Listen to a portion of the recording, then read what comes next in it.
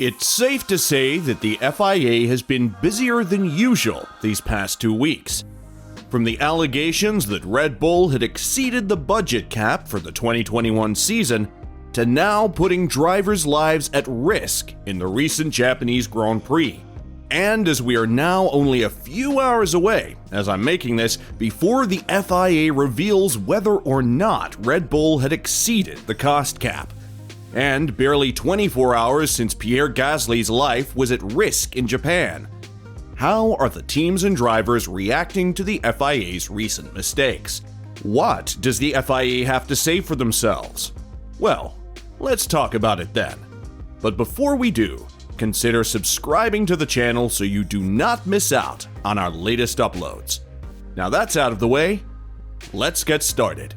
The whole saga about whether or not Red Bull and Aston Martin had breached the 2021 budget cap was supposed to be ended last Wednesday. But when Wednesday arrived, the FIA would announce that they would delay their announcement to today, October 10th, 2022. While this may seem like a cautionary step for the FIA to make sure that they have their numbers right on the surface, Ferrari's team boss Mattia Binotto would say that the delay made him and the team feel pessimistic about the situation. Throughout this season, Mattia has been vocal about his concerns as to how the FIA is actually policing the budget cap. There are points which the FIA is contesting and the team is trying to defend itself, said Binotto, regardless of what comes out, and I fear it will be snow melting in the sun. I think all of these decisions, how they've interpreted the regulations, what they have granted, because they will certainly have granted something, it all comes out clearly and transparently. Binotto would then say that there needs to be transparency as to what the discussions were about between the FIA and the teams that are in question, not only for the direct benefit it may offer, but also for everyone to have a clear understanding as to how the regulations should be interpreted. The rules were clear from the beginning. They were discussed, said Binotto. We don't understand the need to have to change them today beyond the fact that this is the first year with the budget cap. Because with the FIA, there have always been constant exchanges and we've always tried to clarify them. I am a bit pessimistic about this, but first of all, clarity and transparency from the FIA will be important. Throughout the whole ordeal, Red Bull has been steadfast in saying they did not breach the budget cap. And in a recent interview before the Japanese Grand Prix, Red Bull's team boss Christian Horner would say that they too expected the FIA to wrap up their auditing last Wednesday. We were expecting the certificates as well on Wednesday, hoping for them on Wednesday, but that's obviously been delayed for all of the teams, Christian said to Sky Sports on Friday. The FIA have obviously taken that choice. We wait with interest to see what happens on Monday, but again, we feel that we've absolutely complied with the cost cap, with the regulations. We're happy with our submission and await to hear what the feedback is. To give everyone an idea just how much teams have had to make adjustments to meet the 2021 budget cap, Mercedes had a total number of 906 people employed in their design and engineering department. And once the 2021 budget cap kicked in, the team had to remove 75 members of that department just to stay within the budget.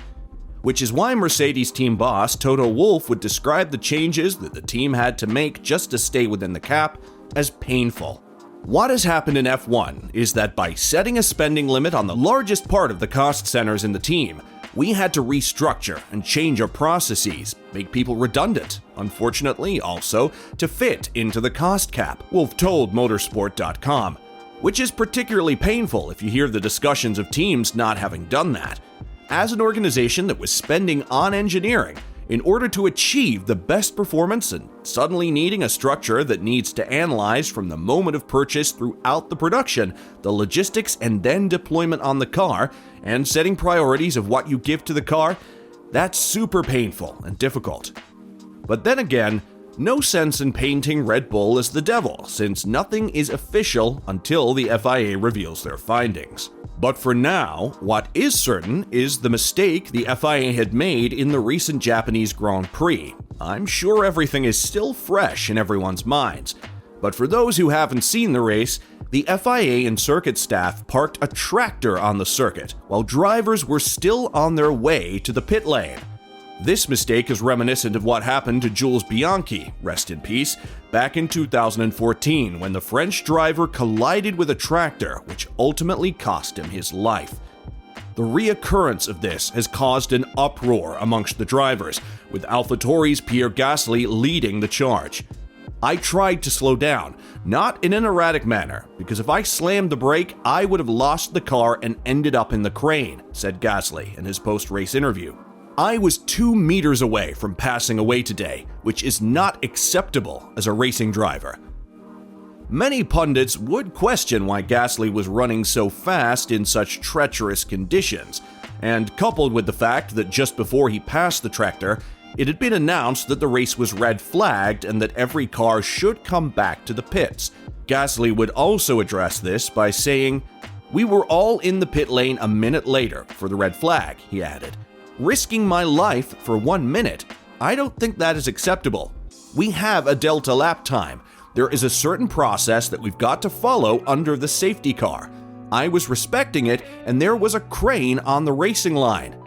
We lost Jules 8 years ago in similar conditions, with a crane on track in the gravel. I don't understand how 8 years later, in similar conditions, we can see a crane, not even in the gravel, on the racing line. It is not respectful to Jules, his family, or his loved ones, or all of us. It was a dramatic incident. On that day, we learned that we don't want to see tractors in these conditions. For all us drivers, I hope this is the last time we see a crane." Ferrari's Carlos Sainz would share Gasly's sentiments as well. As we all can remember, Carlos was the cause of having a tractor on the circuit as his F175 aquaplaned into the barriers.